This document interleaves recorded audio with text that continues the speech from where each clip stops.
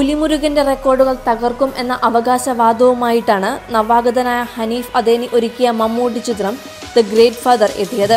പറഞ്ഞതുപോലെ തന്നെ റെക്കോർഡുകളെല്ലാം ഒരടികിൽ നിന്ന് സ്വന്തം പേരിലാക്കി കുതിക്കുകയാണ് ചിത്രം. പുലിമുരുകന്റെ ആദ്യ ദിന കളക്ഷൻ റെക്കോർഡ് തകർത്തുകൊണ്ടായിരുന്നു വിജയകുതിപ്പിന് ഗ്രേറ്റ് ഫാദർ തുടക്കമിട്ടത്. ഇപ്പോഴിതാ അതിവേഗം 20 കോടി നേടിയെന്ന ചിത്രമെന്ന റെക്കോർഡും പുലിമുരുകനിൽ നിന്നും ദി ഗ്രേറ്റ് ഫാദർ തട്ടിയെടുത്തിരിക്കുന്നു. ഈ പോക്ക് പോയാൽ അതിവേഗം 50 കോടി എന്ന റെക്കോർഡും മമ്മൂട്ടിയുടെ പേരിലാകും. എന്നാൽ ഒഫീഷ്യൽ പേജിലൂടെ നിർമ്മാതാവ് പൃഥ്വിരാജ് പുറത്തുവിട്ട കളക്ഷൻ കള്ളമാണെന്ന വാദമാണ് മോഹൻലാൽ ആരാധകർ ഉന്നയിക്കുന്നത്.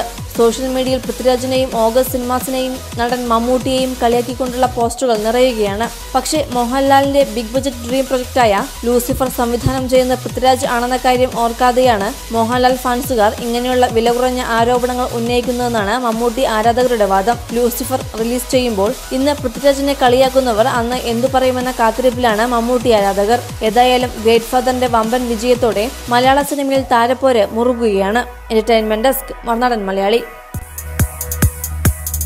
കൂടുതൽ വാർത്തകൾക്കും വിശേഷങ്ങൾക്കുമായി ഞങ്ങളുടെ ചാനൽ സബ്സ്ക്രൈബ് ചെയ്യുക.